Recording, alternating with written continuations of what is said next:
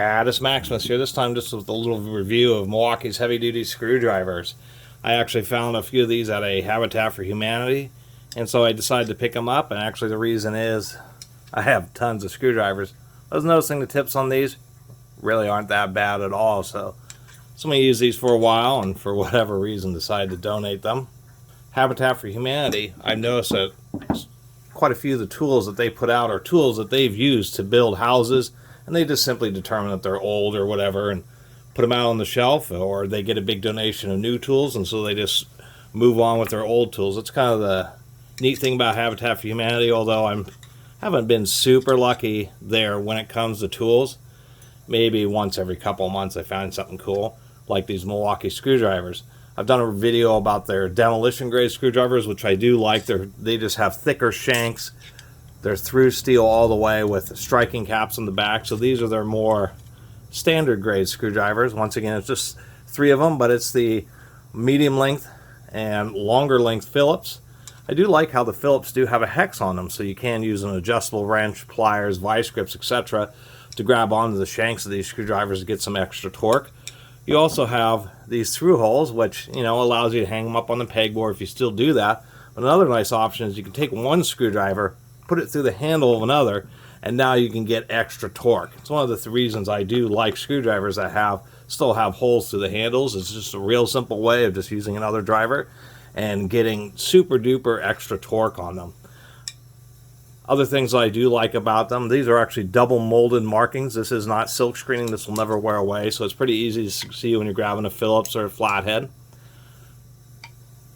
Over molded, TPU over what it seems to be fiberglass reinforced nylon.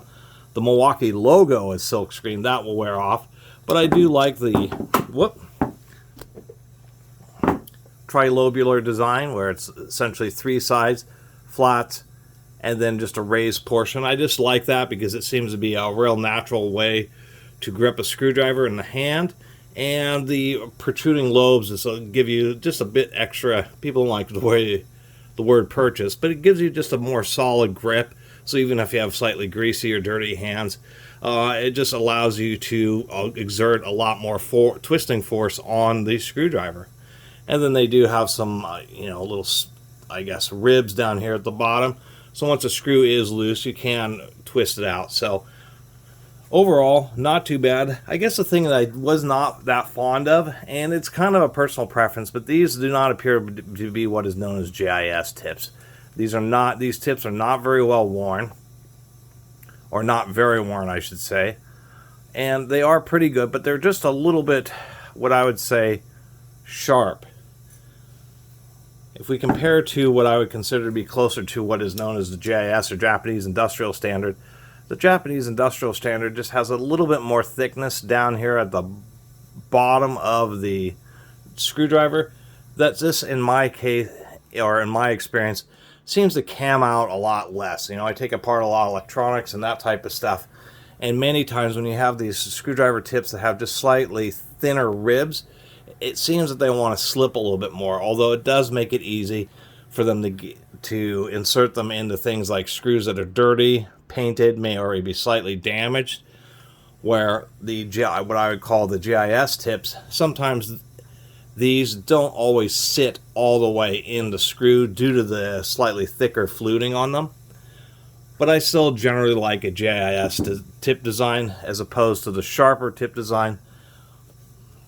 But I do acknowledge the merits of both, and so it's just something to keep aware of. And it's probably the biggest difference about the Milwaukees. They just have slightly thinner ribbing, and due to the nature of them being more of a construction tool manufacturer, I can actually see why they may have preferred a slightly thinner rib, just because it makes it easier. I was noticing that these do have a fairly decent amount of magnetism on them, and so that's kind of nice. Actually, that one doesn't have any magnetism, but you can certainly fix that. But this one certainly has pretty strong magnetism. When I was reading online that the consensus is that they are magnetized from the factory, even though they don't really advertise it.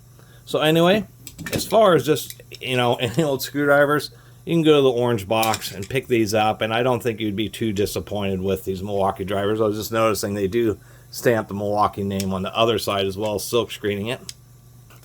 But I like their trilobular design. Like that it's easy to grab flatheads or Phillips out of the toolbox pretty quickly. And I certainly don't doubt the quality of the steel or that they're heavy duty, and I do like that they have these hex shanks so you can use, once again, adjustable wrenches and various other devices, as well as just putting a screwdriver through the handle to get extra torque to break stubborn screws. The nice thing about putting a screwdriver through the handle, even versus a wrench, is it's up higher up on the screwdriver, so you can just put your hand on top and just put all your body weight into it and really wrench the screw. And usually you'll get the screw out, or it will strip. Easiest way to say it. Particularly if you're doing things like getting brake rotors off of Hondas and that type of stuff. Anyway, really appreciate everybody who's been watching and subscribing. And if you haven't subscribed, please do. Until next time, Catus Maximus out.